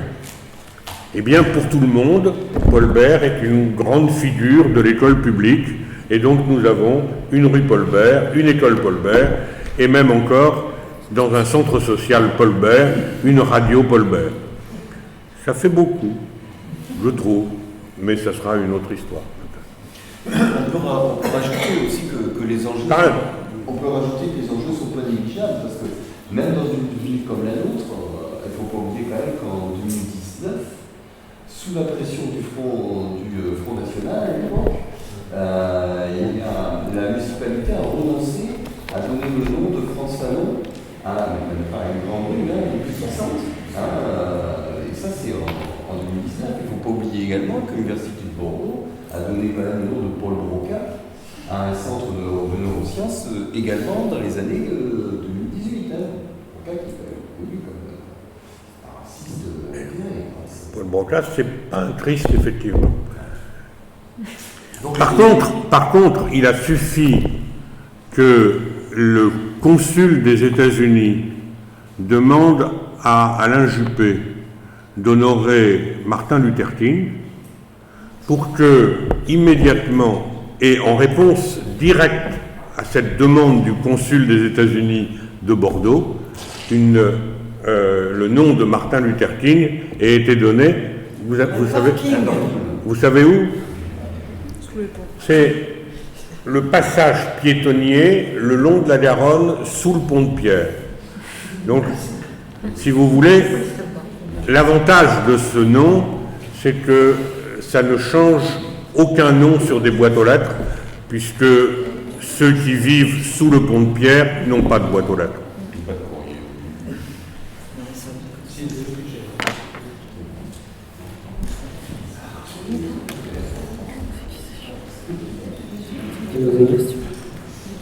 Félicitations pour le travail collectif que vous avez mené, que ce soit le livre, mais aussi de temps en temps d'écouter l'émission sur laquelle ils ont. Vous avez tout à l'heure évoqué un petit peu le néocolonialisme et la France-Afrique. Et en fait, ma question porte sur un personnage, c'est l'histoire présente. Alors je ne sais pas si c'est par l'oxymore, si pour les historiens, vous acceptez cette expression, histoire présente. Est-ce que vous connaissez la plus grosse fortune de Gironde, en tout cas 2022, selon les dernières statistiques? Comme ça, pour voir. Il demande qui est la plus grosse fortune de Gironde. La plus grosse fortune de Gironde. Alors, je voulais savoir, il y a la plus grosse fortune de Gironde. Et pour moi, je vois un lien avec cette histoire qui continue, qui persiste. Alors, je ne sais pas si on va appeler ça du néocolonialisme. C'est l'Empire Castel. J'ai l'impression que personne connaît on n'entend pas le vin Castel, mais c'est aussi la bière en Afrique. Oui. C'est-à-dire qu'il y a un empire en Afrique, Castel. au bord des boissons. Et je voulais savoir si vous aviez fait une étude sur cette famille qui n'a pas payé d'impôts à l'île en Suisse. Non, il y a pas de nom de rue, Castel. Il a un nom. Il a un nom de rue, Castel. C'est pour ça qu'il n'y a pas de. Il n'a pas de nom de rue. Pas de nom de rue. Non. Bon, sur. Une question peut-être. Oui. On a toutes les questions en même temps. Oui. Moi aussi j'écoute la radio depuis l'émission et elle est super, merci beaucoup. Je voulais savoir si dans les autres villes là, qui ont fait des guides, est-ce qu'il y a eu des avancées sur retirer les noms des rues quelque part, Marseille. Et aussi, tout à l'heure, le monsieur qui va dans la commission qui y avait quand elle avait lieu, a dit que peut-être la mairie était d'accord pour enlever au moins les noms des bâtiments ou des écoles ou peut-être du réseau Colbert, etc. Donc est-ce que ça Non. Alors, pour les écoles, ce qui est intéressant, c'est que Nantes, qui finalement reprend l'initiative plus tard, en s'inspirant de Bordeaux, est en train de changer les noms d'écoles. Bordeaux, non. Hein. Enfin, quand il faut que ça passe par le conseil d'école. Ouais. Il faut que ce soit décidé au début de l'année scolaire.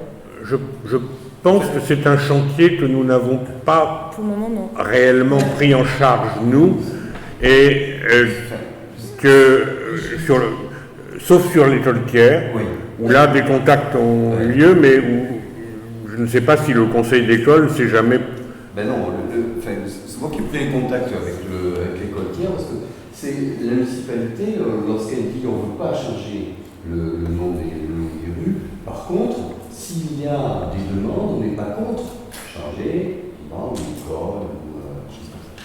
Et donc, on a fait des démarches auprès de certaines écoles, parce qu'il faut que ça passe par ces écoles, je ne sais pas. La première, ça a été mal pris, pour l'école Saint-Bruno.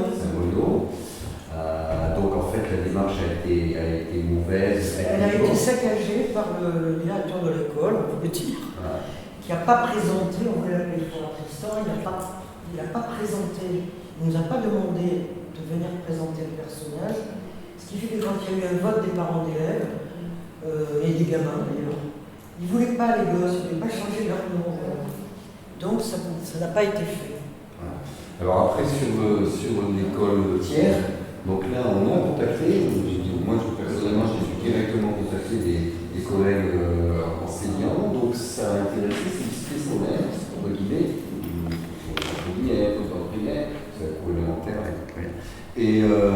en fait, il y avait un conseil d'école qui devait avoir ça comme ordre du jour. On devait y être invité.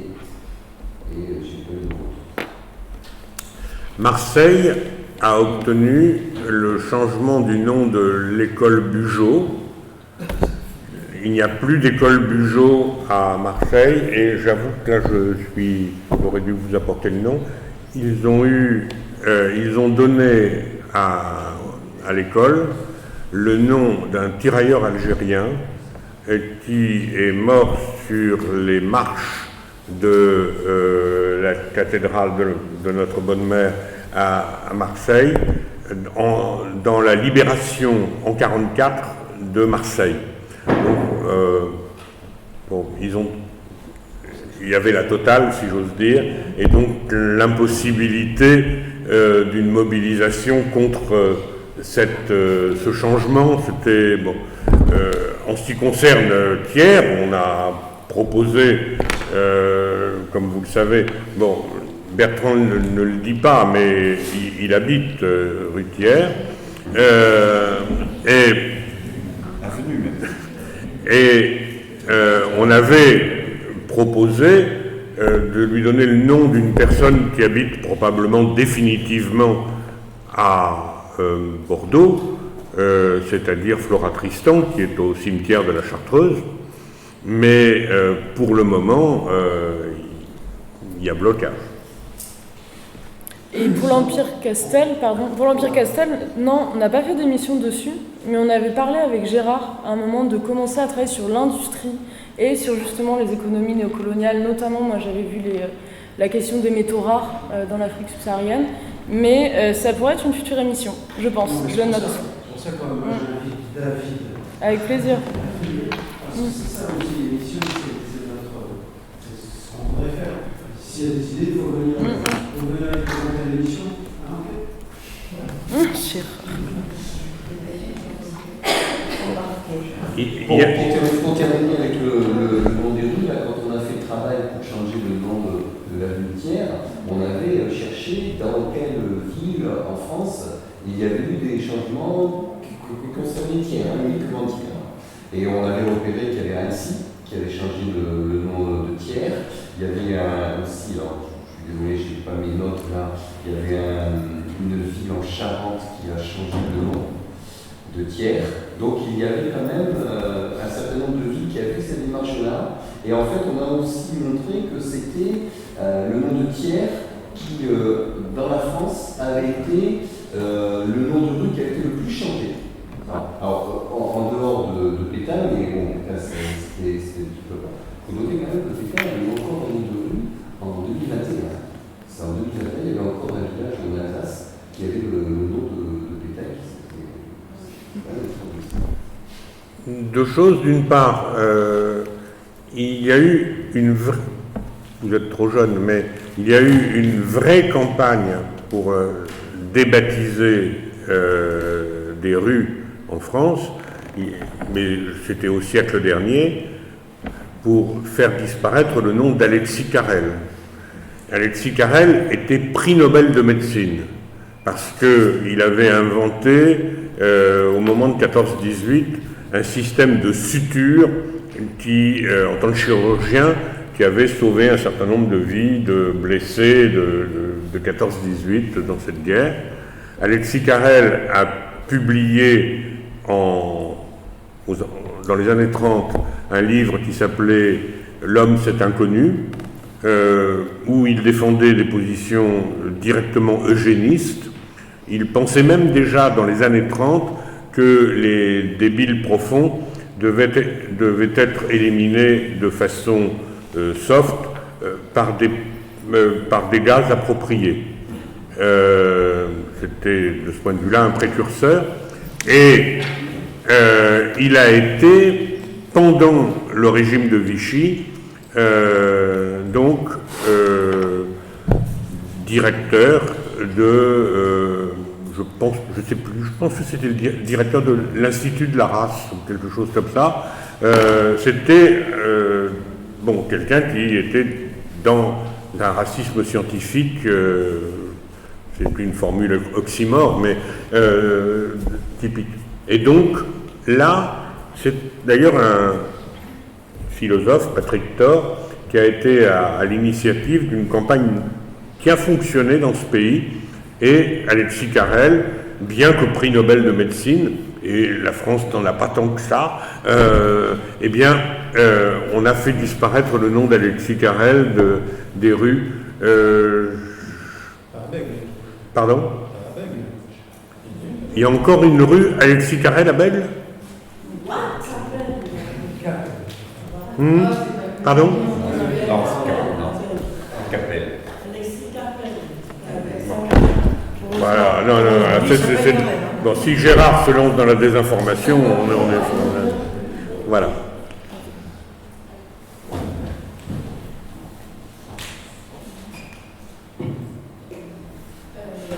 Bonjour. Déjà, merci beaucoup pour votre conférence et votre travail, c'est hyper intéressant. Et en fait, moi, je me demandais, quand j'ai vu l'interrogation, je voulais savoir si vous travaillez dessus ou vous faites des recherches là-dessus. Je me demandais si la colonialité dans l'espace public, elle s'inscrit sous d'autres formes ou par d'autres biais que sur les noms de rue ou sur des statues. Elle demande comment la colonialité s'inscrit dans l'espace public, en dehors du monde. À Bordeaux, elle va s'inscrire par exemple dans les mascarons, qui sont quand même très parlants, donc c'est tous ces petits visages que vous voyez partout au-dessus des portes. Après, elle va s'inscrire, je pense, au niveau des héritages architecturaux, qu'on voit partout.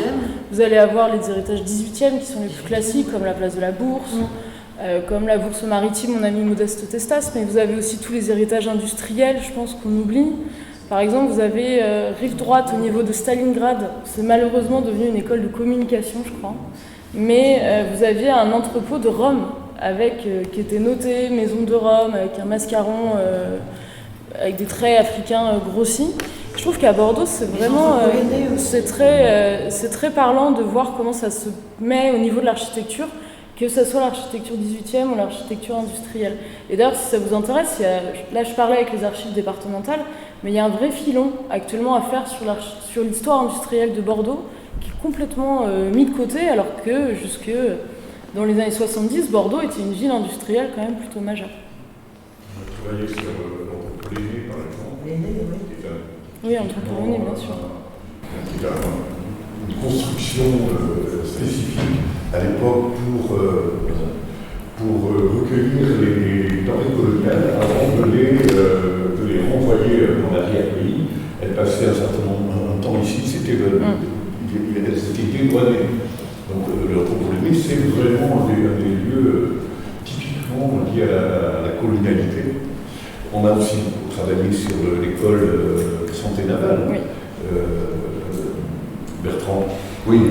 Pareil, santé navale, c'est un rôle aussi assez important. Oui. Je sais pas, la question elle est posée sur les restes dans l'espace public en dehors de ville ou au-delà de l'espace public. Est-ce que la communauté existe encore aujourd'hui, pas uniquement dans des faits objectifs, enfin c'est vraiment l'espace public. Je pense qu'il y aurait Oui, parce que au-delà de l'espace public, la communauté existe encore. Je veux dire, c'est ça. Sur la... C'est tout compliqué à définir. Sur c'est la France-Afrique en fait, c'est on a fait une captation récemment, c'était à la fac, et les chercheurs à la fac mettaient 3 termes: colonialité, migration, éducation. Et c'était vraiment génial, c'était un vrai travail de fond. On se rend compte qu'aujourd'hui, dans de nombreux États africains, de l'espace francophone, l'espace colonisé, anciennement colonisé par la France, les programmes dans l'éducation, finalement, encouragent l'immigration. C'est-à-dire qu'ils n'ont presque pas changé, ils ont repris les programmes de l'éducation française, et le modèle reste toujours l'européen, la France européenne. C'est-à-dire que les gosses, ils sont dans une espèce de bain. Un jour, il faudra que j'aille voir ce modèle dont on me vante à longueur de temps les mérites. Et ce que je disais tout à l'heure, c'est qu'on essaie de faire ce travail ici et ailleurs. Et moi, c'est une perspective que je découvre et qui me paraît très intéressante, c'est que là, dans l'espace colonisé, les indépendances n'ont pas tout donné, loin de là, non seulement parce que les anciennes puissances coloniales fait un tas terrible pour maintenir la domination, mais c'est aussi parce que dans les pays, au-delà de l'indépendance, il y a des choses qui n'ont pas été traitées, ne serait-ce que parce que ceux qui tiennent le pouvoir aujourd'hui sont des gens qui ont été installés par les anciennes puissances et le pouvoir se transmet et finalement il y a encore énormément de travail à faire. Voilà. Quand on parle de colonialité, dans tous les domaines, dans les têtes, dans les représentations, c'est ça que ça veut dire. Et plein d'autres sujets, par exemple, c'est le sujet des études post-coloniales, par exemple, c'est un truc hyper miné, c'est-à-dire que nous, en France, il y a une résistance absolument incroyable pour dire c'est l'enfer dans les facs, tout n'est plus que post-colonial, etc. Ça, c'est clairement la colonialité, cette résistance. C'est très fort. On avait, à l'issue du travail sur le guide, on avait, dans l'enthousiasme du moment, on avait listé, je crois, une vingtaine de têtes de chapitres sur lesquels on aurait pu continuer à travailler. Alors, ce n'est plus du tout les histoires de tout ça, c'était les aspects de la colonialité sur lesquels, ici, avant, on pouvait travailler. On n'a pas eu l'énergie, on n'a pas eu on n'a pas fait, mais on a c'est à faire. Si on trouve des forces pour le faire, il y a encore un travail à faire plus approfondi, mais qu'il faut, on fera faire travailler avec les historiens, des gens un peu plus spécialisés que nous. Sandra. Juste pour répondre, parce que j'ai l'impression que tu cherchais surtout des lieux un peu où retrouver ces traces, tu as les vivres de l'art, qui sont maintenant un endroit un peu bohème, on va boire des verres et on écoute de la musique. Les vivres de l'art, c'était les vivres de la marine. Et d'ailleurs, en face des vivres de l'art, il y a toutes les ruines où vous aviez du coup les bateaux en haute mer qui se posaient et qui s'armaient avec les canons, etc. Donc les vivres de l'art, c'était les vivres de la marine. Vous avez le musée au Jardin public, le musée d'histoire naturelle, qui de base était le musée colonial, qui a été fondé par la Société philomatique coloniale. Des grands lieux qui sont parlants, je pense que c'est les deux plus gros. Après, il y a toute la raffinerie Saint-Rémy, où maintenant il y a un journal dedans, il y a une maison d'édition dedans. J'ai oublié le nom, qui est au niveau de Bacalan. Non, c'est un journal écrit, j'ai oublié le nom. Non, c'est plus un journal d'art, j'ai oublié le nom. Mais quand tu fais Bacalan, à un moment, il y a une énorme raffinerie, qui est privée d'ailleurs, qui était un reste de la raffinerie de Saint-Rémy. Mais il y a un vrai travail vraiment sur le bâti colonial qui est complètement occulté, parce qu'à force de se concentrer que sur le XVIIIe siècle, avec les beaux bâtiments d'art classique, etc., on oublie que le colonialisme, c'est aussi du travail, c'est aussi une industrie. Ça a changé l'image de Bordeaux, ça a changé la population de Bordeaux, qui est passée qui a pris quasiment, je crois, 50 ou 100 000 habitants, c'est très large parce que j'ai un trou, juste sur la dernière partie du XVIIIe siècle. Donc ça a vraiment changé l'identité même de la ville. Et si ça vous intéresse, il y a énormément d'industries à aller farfouiner un petit peu partout dans Bordeaux sur l'héritage industriel colonial.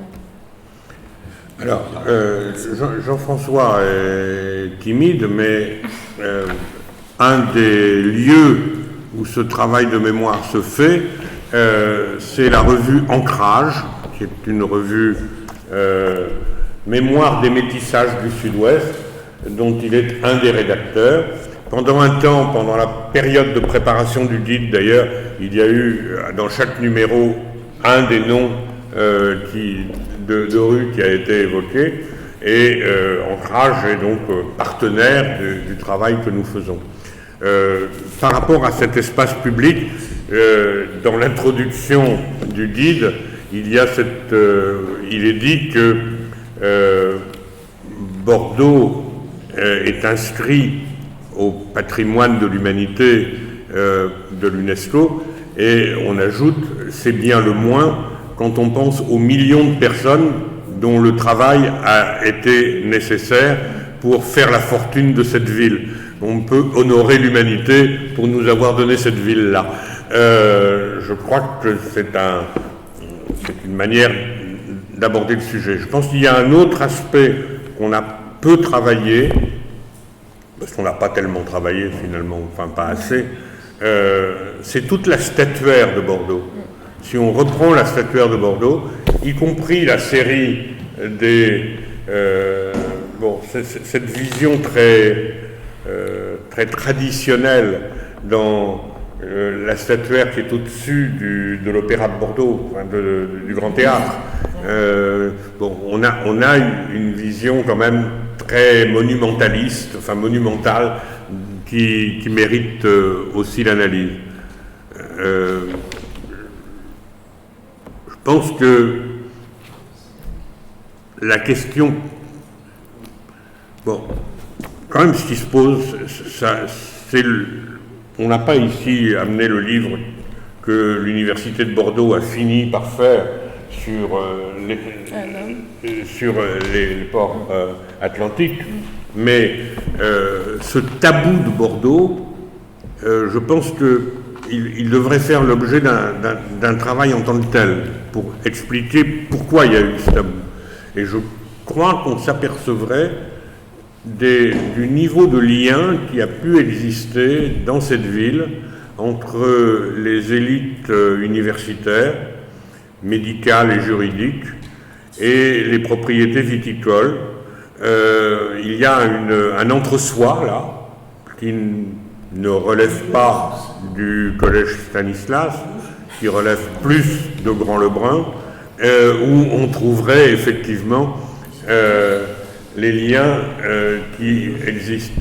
Moi, il y a pas mal de profs d'université au XXe siècle qui avaient éventuellement quelques pieds de vigne et qui étaient en relation avec leurs voisins qui en avaient plus.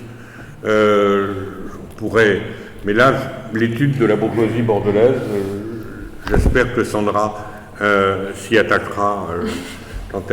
Mais pour s'attaquer à ça, il faut parfois avoir d'abord des garanties personnelles, professionnelles, parce que sinon on risque d'être fusillé assez rapidement.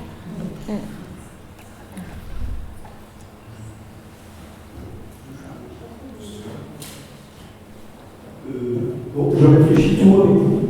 En fait, à l'UPB, on fait des questions populaires, et en fait, j'aime beaucoup les cartes. Et en fait,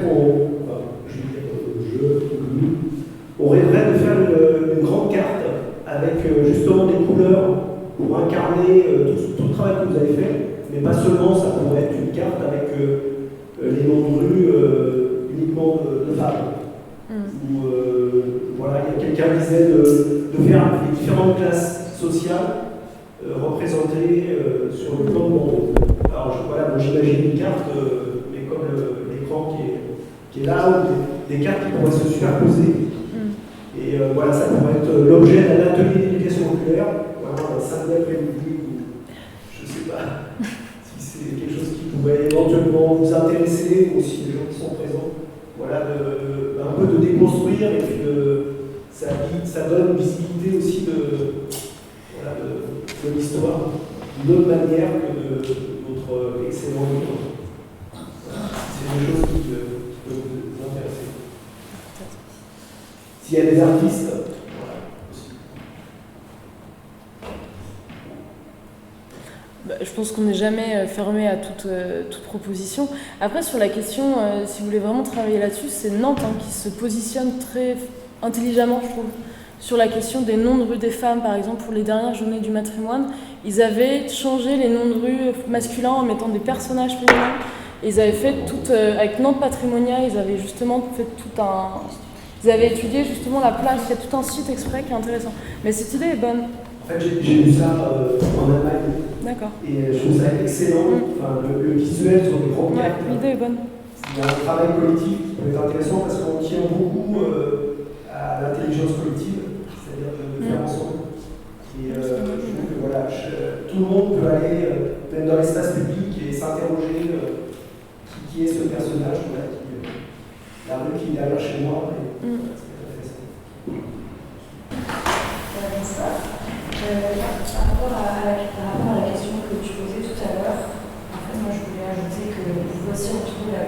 traiter dans un objet. Dans les objets de collection d'art de Bordeaux. Voilà, par exemple, l'argenterie, les chocolatières, les sucriers, tout ce qui peut être conservé. C'est une amie qui bosse aux antiquaires. Elle travaille chez les antiquaires. Elle dit que la colonialité, on le retrouve dans les objets. Oui. Et aussi, par rapport à l'industrie, on sait à Bordeaux qu'il y a eu des familles de potions et qui ont aussi distillé le rhum, qui existent encore aujourd'hui. Qui sont des bons collectionneurs et qui distillent encore un travail collection. Voilà, tout ce passé. Sur la question des objets, ce qui est intéressant, et on pourrait d'ailleurs aller un jour titiller peut-être le musée des arts décoratifs. C'est magnifique, ils ont une collection superbe. Oui, mais qui n'est pas réellement politique non plus. Mais c'est fermé. Mais qui est fermé. Mais la question des musées d'objets qui vont présenter des petits cendriers, des petits noirs qui portent ça. Enfin, c'est vrai que la question des objets, il y a un vrai travail sur la question de l'identité coloniale autour de ces objets. Bon, je reparle de Nantes parce que j'ai étudié Nantes, mais Nantes, par exemple, au musée des châteaux des ducs de Bretagne, prend des portraits de l'époque, où c'est souvent des grandes comtesses, des duchesses avec leurs petits esclaves à côté. Ils ont fait tout un jeu de lumière pour justement déconstruire tous les objets qui en fait montraient la colonialité et montraient l'identité coloniale. Et après, la question des objets, bon, là si on commence, on est parti pour 10 minutes, mais pour 20 minutes, c'est bien sûr la question des restitutions, qui ouvre un vrai débat, mais je pense que c'est pas réellement le sujet de cette conférence, mais la question des restitutions montre aussi le pillage qui soit artistique, ou alors le pillage physique, finalement, des objets. Mais je pense pas que c'est réellement le sujet. Et le musée d'ethnographie de l'université Bordeaux-Mont. 60% du fonds, ouais. Bon, et le musée d'Aquitaine sont ouverts à la discussion sur les restitutions.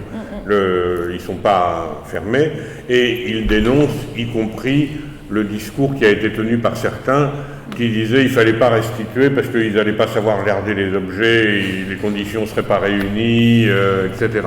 Donc il y a un travail. Je pense que l'équipe du musée de Bordeaux est tout à fait consciente de l'importance de ce mouvement de restitution pour une véritable décolonisation culturelle. Mais au moins essayer effectivement de trouver les moyens de rendre l'histoire de ces objets compréhensible et éventuellement les restituer. Il y a eu quelques restitutions symboliques, mais pour le moment, on en est quand même pour l'essentiel au symbole.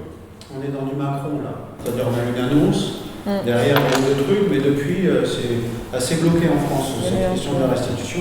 On a fait une émission spéciale là-dessus, c'était vraiment très, très intéressant. Il y avait des gens du musée d'Aquitaine qui sont venus. Maintenant, c'est l'Allemagne qui en pointe. La France, il y a eu un gros espoir, parce que Macron, il a pas fait un discours, mais ça, c'est du Macron qui fait des beaux discours. Et puis après, ça s'arrête.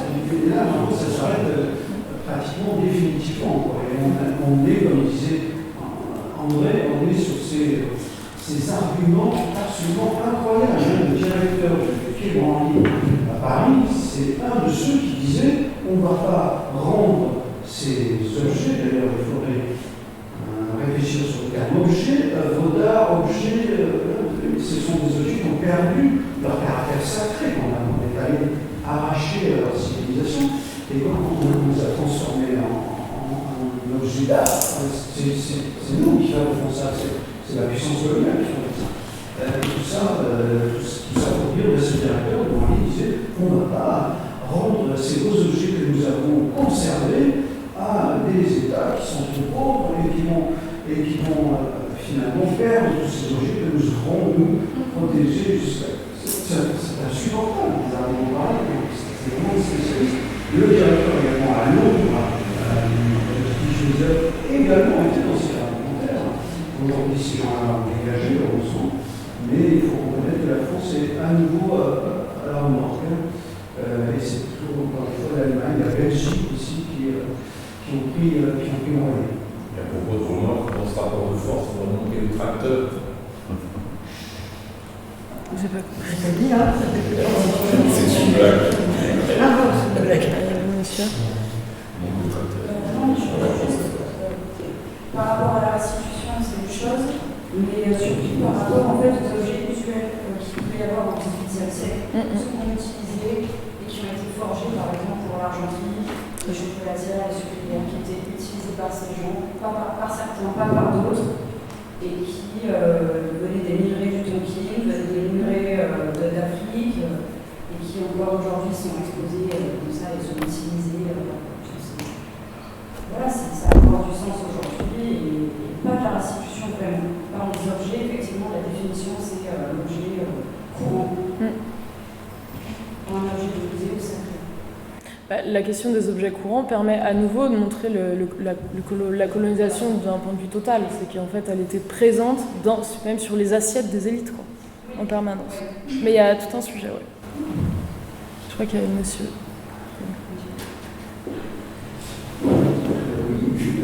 Je vais partir de la distinction que vous avez émise en tout début sur la distinction entre histoire et mémoire. Parce que je pense que la situation bordelaise est un peu particulière dans la mesure où son histoire est une longue histoire coloniale. J'en ai encore eu comme exemple il y a 2 ou 3 jours, j'étais au musée de l'immigration, qui est dans un palais de la dernière expo coloniale du début du XXe. 1931. C'est ça. Et où il y a donc une immense fresque sculptée de plusieurs centaines de mètres carrés. Et il y en a en plus tout près de l'entrée principale. Bordeaux est très largement représenté pour son opulence, ses richesses, manifestées souvent par des femmes expansives, etc. Donc, il y a ça que, à l'inverse, j'étais à Bordeaux, et ce qui nous frappait, je continue à penser que c'est encore le cas, c'est l'absence totale de travail, de travaux universitaires sur le passé colonial de Bordeaux. Que cette activité colonialiste, on l'a oublié aussi jusqu'à une époque pas si lointaine que ça. L'université de Bordeaux était également l'université pour toutes les colonies, les ex-colonies africaines, ainsi que pour la Guadeloupe et la Martinique. C'est-à-dire que ce système universitaire influençait des ordres qui n'avaient rien à voir